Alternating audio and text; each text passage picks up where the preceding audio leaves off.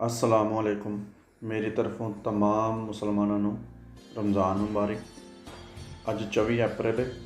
ਅੱਜ middle east Europe ਤੇ America ਵਿੱਚ ਰਮਜ਼ਾਨ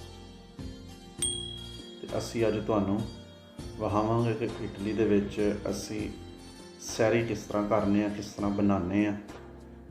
ਸਾਰਾ ਕੁਝ ਅਸੀਂ ਤੁਹਾਨੂੰ ਅੱਜ ਵਿਖਾਉਣ ਦੀ ਕੋਸ਼ਿਸ਼ ਕਰਾਂਗੇ ਤੇ ਆਓ ਤੁਹਾਨੂੰ ਮੈਂ ਵਿਖਾਉਣਾ ਵਾ। ਇਹ ਮੇਰਾ ਇੱਕ ਦੋਸਤ ਪਰਾਠਾ ਬਣਾ ਰਿਹਾ ਹੈ।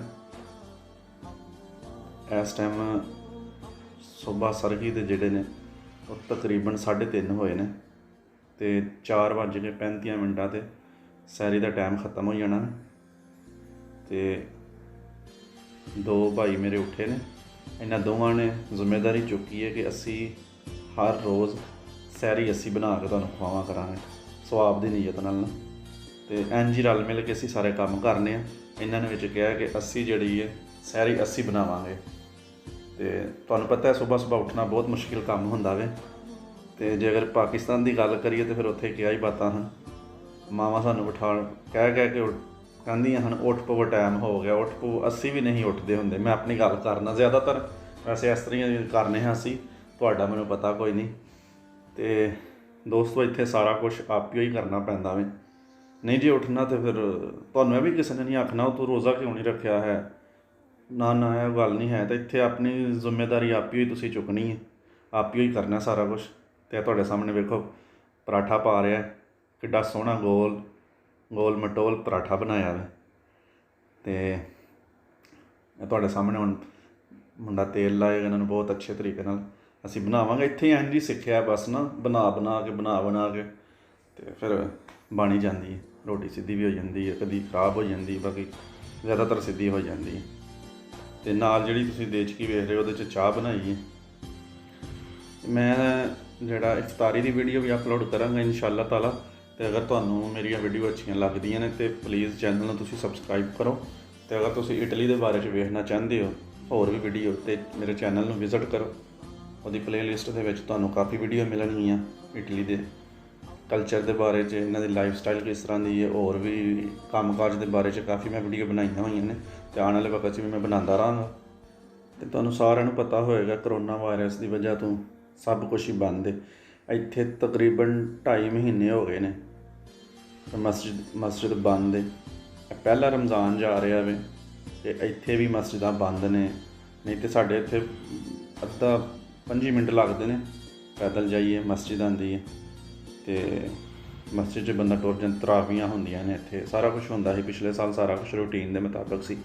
ਪਰ ਹੁਣ ਕਰੋਨਾ ਵਾਇਰਸ ਦੀ ਵਜ੍ਹਾ ਤੋਂ ਸਾਰਾ ਕੁਛ ਬੰਦ ਹੈ ਅਤੇ ਇੱਥੇ ਤਾਂ ਫਿਲਹਾਲ ਮਸਜਿਦ ਵੀ ਨਹੀਂ ਖੁੱਲ੍ਹੀ, ਨਾ ਇਹਨਾਂ ਦੇ ਚਰਚ ਖੁੱਲ੍ਹੇ ਨੇ ਅਤੇ ਨਾ ਹੀ ਕੋਈ ਹੋਰ ਇਬਾਦਤਗਾਹਾਂ ਖੁੱਲ੍ਹੀਆਂ ਨੇ। ਪਾਕਿਸਤਾਨ ਸੁਣਨ 'ਚ ਆਇਆ ਵਾ ਖਬਰਾਂ 'ਚ ਕਿ ਉੱਥੇ ਮਸਜਿਦਾਂ ਓਪਨ ਹੋ ਗਈਆਂ ਨੇ, ਪਰ ਇਹ ਲੋਕ ਰਿਸਕ ਨਹੀਂ ਲੈ ਰਹੇ ਹੈ। ਤੁਹਾਨੂੰ ਪਤਾ ਇਟਲੀ 'ਚ ਕਰੋਨਾ ਵਾਇਰਸ ਹੈ ਵੀ ਬਹੁਤ ਜ਼ਿਆਦਾ ਅਤੇ ਅੱਲਾ ਦਾ ਸ਼ੁਕਰ ਹੈ ਵੈਸੇ ਜਿਹੜੀ ਸਾਈਡ 'ਤੇ ਅਸੀਂ ਰਹਿੰਦੇ ਹਾਂ ਕੋਈ ਇੰਨਾ ਖਾਸ ਹੈ ਨਹੀਂ ਇੱਥੇ। ਅਤੇ ਕਰੋਨਾ ਵਾਇਰਸ ਦੀ ਵਜ੍ਹਾ ਤੋਂ ਤੁਹਾਨੂੰ ਦੱਸ ਦਈਏ ਸਾਡੀਆਂ ਮਤਲਬ ਖਾਣ ਪੀਣ ਵਾਲੀਆਂ ਚੀਜ਼ਾਂ ਵੀ ਅਕਸਰ ਖ਼ਤਮ ਹੋ ਜਾਂਦੀਆਂ ਨੇ।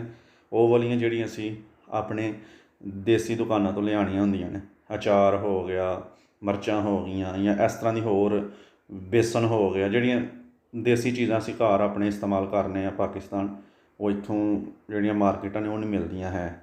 ਅਤੇ ਉਹਦਾ ਸਾਨੂੰ ਇਹ ਜਿਹੜਾ ਤੁਸੀਂ ਕੈਲੰਡਰ ਵੇਖ ਲਵੋ, ਅੱਜ ਜਿਹੜਾ ਰੋਜ਼ਾ ਬੰਦ ਹੋਣਾ ਜੇ ਨਾ ਉਹ ਹੋਣਾ ਜੇ 4:35 'ਤੇ ਅਤੇ 8:08 'ਤੇ ਜਿਹੜਾ ਇਫਤਾਰੀ ਕਰਨੀ ਹੈ ਅਸੀਂ। ਤਾਂ ਮੈਂ ਗੱਲ ਕਰਦਾ ਪਿਆ ਹਾਂ ਮਾਰਕੀਟ ਦੀ ਅਤੇ ਇਹ ਵੀ ਸਾਨੂੰ ਬੜੀ ਪ੍ਰੋਬਲਮ ਹੁੰਦੀ ਹੈ। ਅਤੇ ਅਸੀਂ ਅੱਜ ਇਫਤਾਰੀ ਦਾ ਸੋਚਣ ਡਏ ਹਾਂ ਕਿ ਕੀ ਕਰੀਏ ਨਾ, ਕਿਉਂਕਿ ਇੱਕ ਦੋ ਇਸ ਤਰ੍ਹਾਂ ਦੀ ਆਈਟਮ ਹੈ ਜਿਹੜੀ ਸਾਡੀ ਆਪਣੀ ਮਾਰਕੀਟ ਤੋਂ ਮਿਲਦੀ ਹੈ ਅਤੇ ਬਸ ਜਾ ਵੀ ਨਹੀਂ ਸਕਦੇ ਹੈ। ਥੋੜ੍ਹੇ ਬਹੁਤ ਕੋਸ਼ਿਸ਼ ਕਰਨੇ ਆ, ਡਿਲੀਵਰੀ ਕਰਵਾ ਲੈਂਦੇ ਹਾਂ ਘਰ ਅਤੇ ਬਸ ਗੁਜ਼ਾਰਾ ਹੋਣ ਡਿਆ। ਸਾਡੀ ਦੁਆ ਹੈ ਕਿ ਕਰੋਨਾ ਵਾਇਰਸ ਜਲਦੀ ਤੋਂ ਜਲਦੀ ਜਾਨ ਛੱਡੇ ਅਤੇ ਨਾਰਮਲ ਰੂਟੀਨ ਦੀ ਤਰਫ ਸਾਰਿਆਂ ਦੀ ਜ਼ਿੰਦਗੀ ਆਏ। ਅਸੀਂ ਤਾਂ ਬੜੇ ਤੰਗ ਆ ਗਏ ਹਾਂ, ਸਾਰੇ ਮੁੰਡੇ ਘਰ ਹੁੰਦੇ ਹਾਂ ਅਤੇ ਘਰ ਰਹਿ ਕੇ ਅਸੀਂ ਤਾਂ ਅੱਕ ਗਏ ਹਾਂ ਬਿਲਕੁਲ ਹੀ।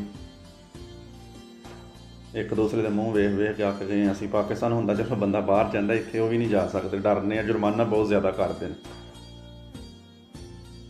ਅਤੇ ਇਹ ਇੱਕ ਹੋਰ ਪਰਾਠਾ ਪਾਇਆ ਮੁੰਡੇ ਨੇ।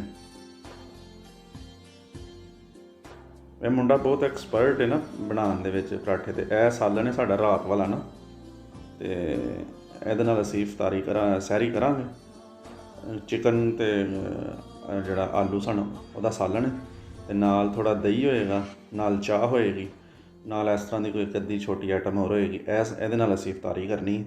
ਇਹ ਤੁਸੀਂ ਵੇਖੋ, ਰਾਤ ਵਾਲਾ ਸਾਲਣ ਹੈ, ਰਾਤ ਵਾਲਾ ਹੀ ਚਲੇਗਾ। ਇਹ ਦਹੀਂ ਹੈ, ਇਹ ਪਰਾਠੇ ਨੇ, ਵਿੱਚ ਇੱਕ ਦੋ ਬੰਦਾ, ਤੁਸੀਂ 5-6 ਬੰਦੇ ਇਕੱਠੇ ਰਹਿੰਦੇ, ਇੱਕ ਦੋ ਵਿੱਚੋਂ ਸੁੱਕੀ ਰੋਟੀ ਖਾਏਗਾ ਇਸ ਟਾਈਮ। ਅਤੇ ਜ਼ਿਆਦਾਤਰ 3-4 ਮੁੰਡੇ ਅਸੀਂ ਜਿਹੜੇ ਇਹਨਾਂ ਨੂੰ ਪਰਾਠੇ ਖਾਵਾਂਗੇ ਮੇਰੇ ਸਮੇਤ।